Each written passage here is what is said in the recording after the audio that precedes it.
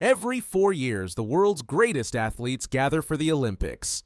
The opening ceremony dazzles us with fireworks, the competition inspires us, and the host city gets its moment in the global spotlight. But behind the pageantry lies a financial reality that most people never see. Today, we're diving deep into the economics of hosting the Olympics. Do cities actually make money? Or is the world's biggest sporting event actually one of the worst financial decisions a city can make? The answer might shock you. The pitch: why cities want to host. Let's start with why cities even bid for the Olympics in the first place, because on the surface, the pitch sounds incredible. The International Olympic Committee promises host cities a massive economic windfall. We're talking billions in tourism revenue, global media exposure worth hundreds of millions in advertising, infrastructure improvements that will benefit citizens for decades, and job creation in the tens of thousands. Take Paris 2024 as an example. The organizing committee projected $3.5 billion in revenue and claimed the Games would create over 180,000 jobs. That sounds amazing, right? And it's not just about money. There's the prestige factor. Hosting the Olympics puts your city on the world stage. It's a chance to reshape your global image, attract future investment, and fill your citizens with national pride. For many politicians, the Olympics represent a legacy project, something they can point to and say, "I brought the world's biggest event to our city." It's politically intoxicating. But here's where things get interesting. The projected costs and the actual costs are rarely, if ever, the same. In fact, a study from Oxford University found that every single Olympics since 1960 has gone over budget. Not some of them. Every single one. The average cost overrun? 172%. Let that sink in. On average, the Olympics cost nearly 3 times what cities initially budgeted. The real costs, where the money goes. So where does all this money actually go? Let's break down the major expense categories. First, there's infrastructure. This is the big one. Host cities need to build Olympic villages to house athletes, construct specialized venues for events, upgrade transportation systems to handle millions of visitors, and often completely overhaul airports and train stations. Beijing 2008 spent over $40 billion on infrastructure. That's more than the GDP of some countries. They built an entirely new airport terminal, dozens of new subway lines, and of course the iconic Bird's Nest Stadium that cost $428 million alone. Second, security costs have exploded since 9/11. Athens 2004 spent $1.5 billion on security. London 2012 spent $2 billion. These cities essentially need to create a temporary police state with military personnel, surveillance systems, and counterterrorism units deployed throughout the city. Third, there's the actual operational costs. Running the Games for 2 weeks requires massive staffing, technology systems, medical facilities, and coordination between thousands of volunteers and paid workers. Rio 2016 had over 85,000 volunteers.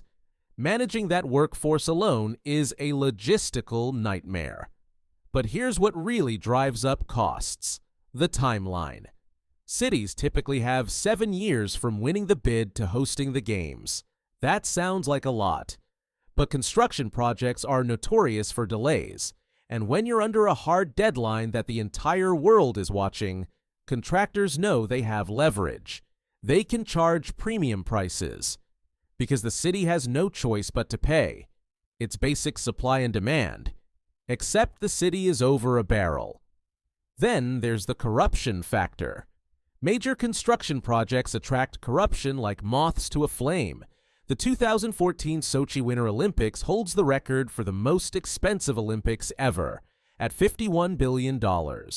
Experts estimate that a third of that cost was lost to corruption and embezzlement. That's $17 billion. That just disappeared. The revenue side. Follow the money. Okay, so the costs are astronomical, but surely the revenue makes up for it, right? Well, let's look at where Olympic revenue actually comes from, and who gets it. There are four main revenue streams: broadcasting rights, corporate sponsorships, ticket sales, and merchandise. Here's the kicker. Most of that money doesn't go to the host city. It goes to the International Olympic Committee, the IOC. The IOC negotiated $7.75 billion in broadcasting rights for the 2021 to 2024 Olympic cycle. That's billions with a B. NBC alone paid $7.65 billion for U.S. broadcasting rights through 2032. But the host city only sees a small fraction of this. The revenue split works like this. The IOC keeps about 90% of broadcasting and sponsorship revenue. They distribute some to international sports federations and national Olympic committees. The host city gets what's left, which is typically only about 10 to 15% of total Olympic revenue. Tokyo 2020, which actually happened in 2021 due to COVID, generated $5.8 billion in revenue. But the organizing committee, which represents the host city's interests, only received about $800 million of that. Meanwhile, Tokyo spent $15.4 billion to host the games. Do the math. They spent $15.4 billion and received $800 million in direct Olympic revenue. That's a $14.6 billion loss. Now, supporters will say, but what about all the indirect economic benefits? The tourism, the long-term investment attraction? Let's talk about that, because this is where the story gets even more interesting. The tourism myth cities are promised a tourism bonanza, millions of visitors, all spending money on hotels, restaurants, and local attractions. It sounds great in theory. But in practice, the tourism boost is often far smaller than projected, and sometimes there's actually a tourism decrease. Here's why. During the Olympics, hotel prices skyrocket. A room that normally costs $150 might jump to $500 or $600 per night. This prices out regular tourists.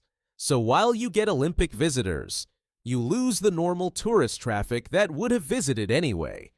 London 2012 is a perfect example.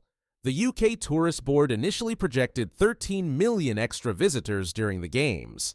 The actual number? About 600,000. They overestimated by more than 20 times. Even worse, many regular business travelers actively avoid Olympic host cities during the Games. The crowds, the traffic, the security hassles. It's a nightmare for anyone trying to conduct normal business. So cities often see a drop in business travel during Olympic months. There's also the substitution effect. Sure, people visit for the Olympics, but many of them would have visited that city at some point anyway. You're just shifting the timing of their visit, not creating new tourists from thin air. And here's the really brutal part. The tourism boost, such as it is temporary. It lasts for the 2 weeks of the Games, and then it's over. Some cities see a small bounce in the following year as people visit to see Olympic venues, but it typically fades quickly. Athens is a cautionary tale. They hoped the 2004 Olympics would establish them as a major European tourist destination. Instead, they were left with massive debt that contributed to Greece's broader financial crisis just a few years later. The tourism boost never materialized at the scale they needed to justify the cost. The white elephant problem. Now let's talk about what happens after the Olympics leave town, because this is where the financial damage becomes permanent. Cities build these incredible, specialized venues, kayaking courses, velodrome tracks, beach volleyball stadiums, and then the Olympics end. And suddenly they have to figure out what to do with facilities that cost millions to maintain every year, but have very limited use.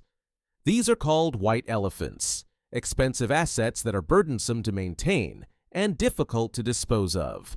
Beijing's Bird's Nest Stadium costs $11 million per year just to maintain. It hosts occasional events, but it sits empty most of the time. The Water Cube, their aquatic center, was partially converted to a water park, but it still operates at a loss. Athens built 21 Olympic venues. As of today, most are abandoned. The beach volleyball stadium is a crumbling ruin. The kayaking center is a puddle of stagnant water. The softball stadium is completely overgrown with weeds. These facilities cost hundreds of millions to build, and now they're just rotting. Montreal hosted the Olympics in 1976. The stadium they built cost so much, and the debt was so crushing, that the city didn't finish paying it off until 2006. 30 years of debt for a stadium that barely gets used.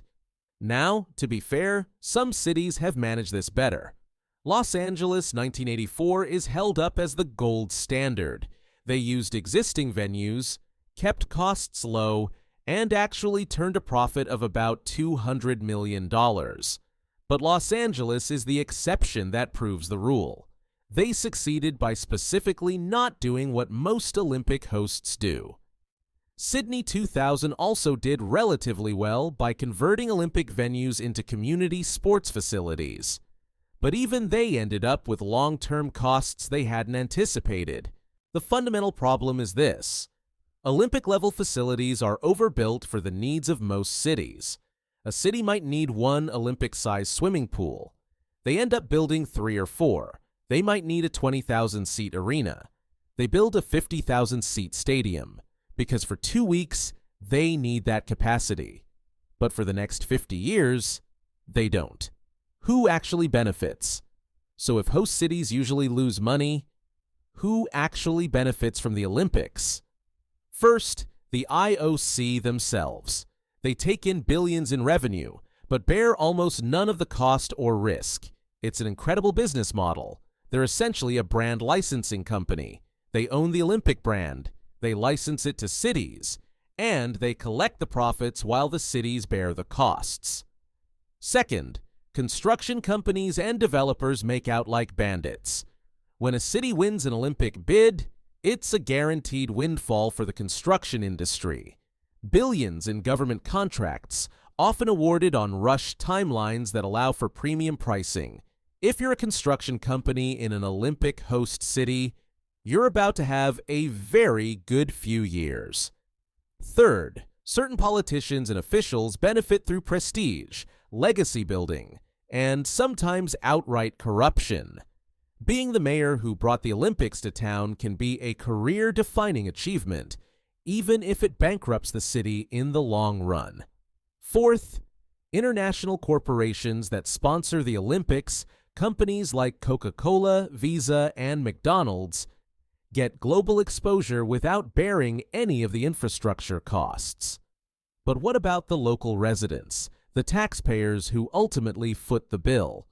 For them, the Olympics often mean tax increases, displacement from their neighborhoods due to construction, gentrification that prices them out of their own communities, and decades of debt payments. In Rio 2016, thousands of residents were forcibly evicted from their homes to make way for Olympic venues and infrastructure. In Tokyo, billions in public funds went to the Olympics, while social programs were cut. In Sochi, entire neighborhoods were demolished. The promised jobs? Most are temporary. They last for the construction period and the games themselves, then disappear.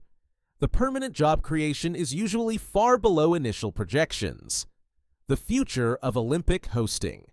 Here's the thing, cities are starting to figure this out, and it's causing a crisis for the Olympic movement. In recent years, we've seen a remarkable trend. Cities are withdrawing their bids to host the Olympics. Hamburg withdrew, Rome withdrew, Budapest withdrew. Citizens in these cities held referendums and voted against hosting, because they'd done the math and realized it was a terrible deal. For the 2024 Summer Olympics, Paris ended up being the only city left bidding. For 2028, it was just Los Angeles. The IOC was facing an existential crisis. What if no city wants to host anymore? Their solution? Change the rules. The IOC has started to allow multiple cities or even countries to co-host. They're encouraging the use of existing venues instead of new construction. They're trying to reduce the cost and complexity of hosting. Brisbane 2032 is being planned with a much more modest approach, using existing venues where possible, and focusing on long-term utility rather than Olympic spectacle. But here's the question. If you strip away the massive new construction, the architectural showpieces, the infrastructure overhaul, what makes the Olympics special? Part of the appeal for host cities was always the transformation, the legacy. If you're just using existing facilities, what's the point? The Olympics may be facing an identity crisis. They've become too expensive for most cities to justify. But if they scale back too much, they lose the prestige that made them attractive in the first place. Conclusion. So, do the Olympics help or hurt their host cities? For the vast majority of cities, the answer is clear. They hurt, financially speaking. The math almost never works out. Cities spend billions. They receive millions in direct revenue. And the promised indirect benefits rarely materialize at the scale needed to justify the cost. There are exceptions. Los Angeles 1984 made money. Barcelona 1992 successfully used the Olympics as part of a broader urban renewal that genuinely transformed the city. But these are outliers. For every Barcelona, there's an Athens drowning in Olympic debt. For every successful venue conversion, there are a dozen white elephants rotting in the sun. The brutal truth is this. The Olympics are a fantastic deal for the IOC, a great opportunity for construction companies and corporate sponsors, and a financial disaster for most host cities. But cities keep bidding anyway. Why? Because the decision to bid for the Olympics is rarely based on rigorous financial analysis. It's based on emotion, prestige, and political ambition. It's based on the dream of showcasing your city to the world, of creating a legacy, of being part of history. And that's exactly what the IOC is selling. Not a sound financial investment, but a dream. The question each city needs to ask is, how much is that dream worth? And who's really paying for it? Because the taxpayers of Athens, Montreal, Rio, and countless other cities can tell you. The price is steeper than you think, and you'll be paying it long after the Olympic torch has moved on to the next host. If you found this deep dive valuable, make sure to like and subscribe. We'll be breaking down more of how companies and major events really make money in future videos. Because understanding the economics behind the spectacle, that's how you avoid getting played. Thanks for watching.